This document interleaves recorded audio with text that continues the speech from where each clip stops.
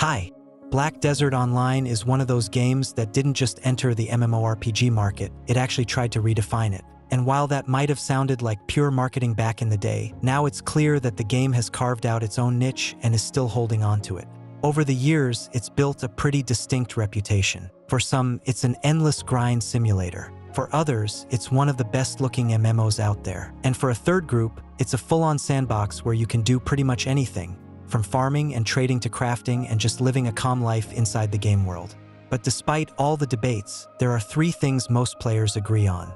First, the non-target combat system, which is still one of the most dynamic in the genre. Second, the visuals, which remain impressive even today thanks to constant updates. And third, the grind, which isn't just part of the game, but the foundation of the entire experience. And this is where context matters. In games like Path of Exile and Warframe, grinding has long become part of the fun rather than a problem. And Black Desert Online takes that idea to the extreme, turning progression into the core and most refined part of the game.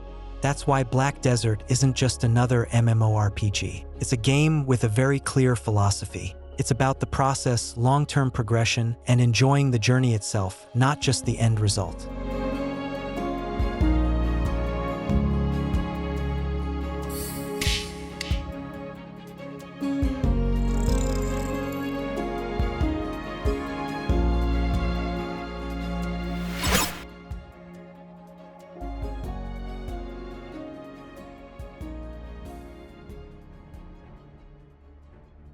If we keep it simple, Black Desert Online is an MMORPG where your main progression isn't built around quests, it's built around grinding.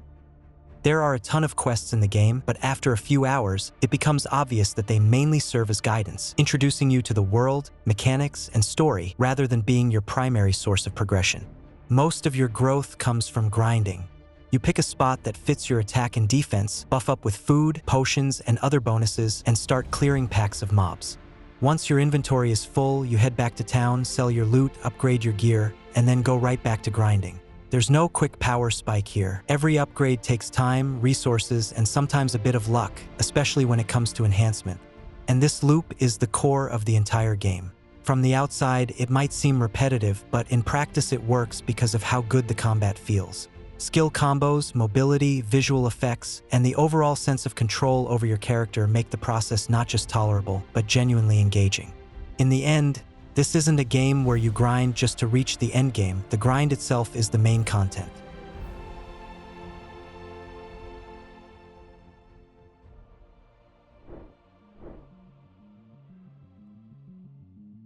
But if Black Desert Online relied only on grinding, it would have lost its audience a long time ago. And this is where one of its biggest strengths really shows, the sheer number of alternative activities that aren't just there for flavor, but actually work as fully viable ways to progress.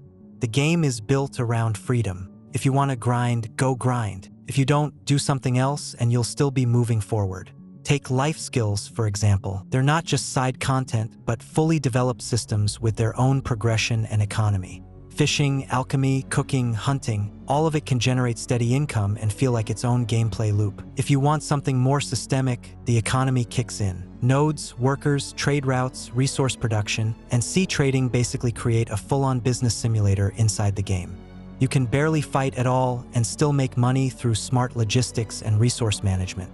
If you're into PvP, there's plenty to do as well. Arenas, open-world PvP, sieges, and large-scale territory battles add a competitive layer, especially in the endgame. And the most important part, almost everything you do in Black Desert contributes to your progress. You can take a break from grinding, switch to something else, and still grow your account through silver, resources, energy, contribution points, or permanent bonuses.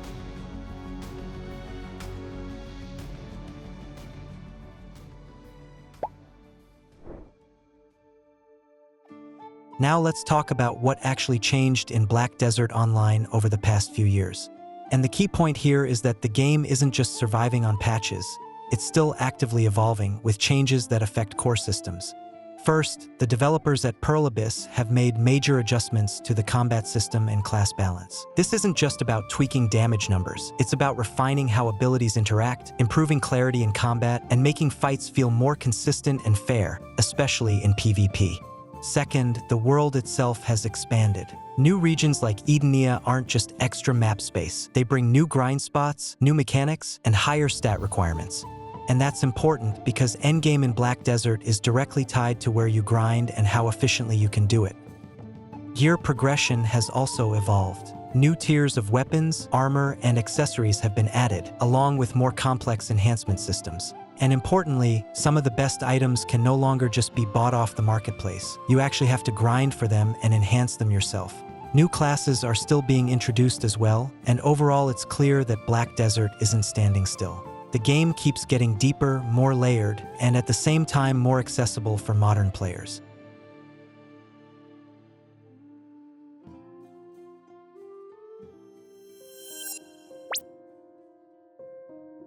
Changes for new players deserve special attention because this used to be one of Black Desert's weakest points. The game would throw dozens of systems at you with little to no explanation, and a lot of players just got overwhelmed early on and quit. Now the situation is noticeably better. The developers have reworked the early game and added a more structured onboarding experience. Alvia servers, for example, now act as a proper beginner-friendly environment where you're gradually introduced to mechanics, given bonuses, and can learn the game without pressure from more experienced players. On top of that, a lot of quality-of-life improvements have been added, and honestly, many of them feel more impactful than new content. There's now a separate enhancement inventory that removes a lot of unnecessary micromanagement. The UI has been improved, the map and navigation are much clearer, build presets have been added, and managing multiple characters on your account is way more convenient. It's also much easier now to understand your character's power. A lot of stats used to be unclear, and players often had no idea where they should go next. Now that information is presented much more transparently, which significantly lowers the entry barrier.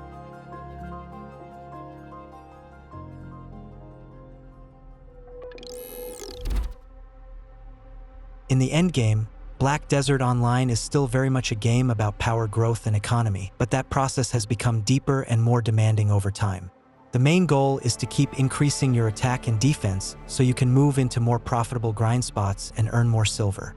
Gear progression plays a huge role here. New tiers of equipment continue to be added, and upgrading them requires more time and resources than ever. The enhancement system hasn't gone anywhere. In fact, it's even more important now. Many high-end items can't just be bought from the marketplace anymore, so you're forced to grind and upgrade them yourself, which makes progression more dependent on both effort and RNG. At the same time, the developers have introduced systems like damage caps to prevent characters from scaling too far too quickly and to keep balance more consistent across different stages of progression. It's no longer just about stacking numbers, it's about understanding where those stats actually matter. PvP has also become more important. In the endgame, it's not just optional content anymore, it's part of the overall progression system. Territory control, competition over grind spots, sieges, and other large-scale activities can directly affect your income and opportunities, especially at higher levels. That said, one key thing hasn't changed. Black Desert is still largely a solo-oriented game. Group content exists, but your main progression still depends on your personal efficiency, how well you grind, how you manage your resources, and how smartly you develop your character.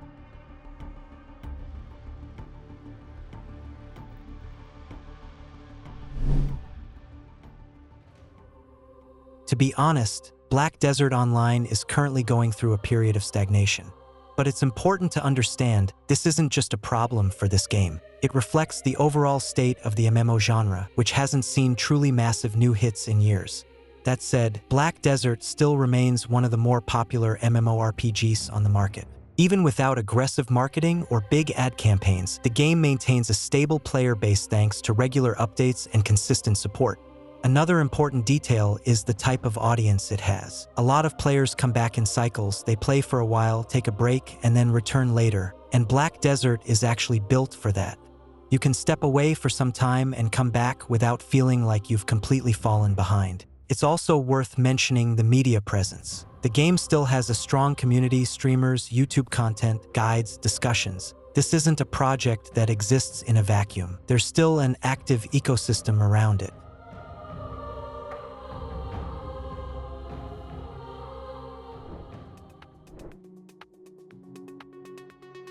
So, is it worth playing Black Desert Online in 2026? As with any MMO, the answer depends on what you're looking for.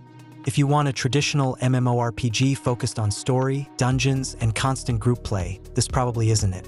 The same goes if you're looking for fast progression. Everything here is built for the long term, and the game demands a serious time investment.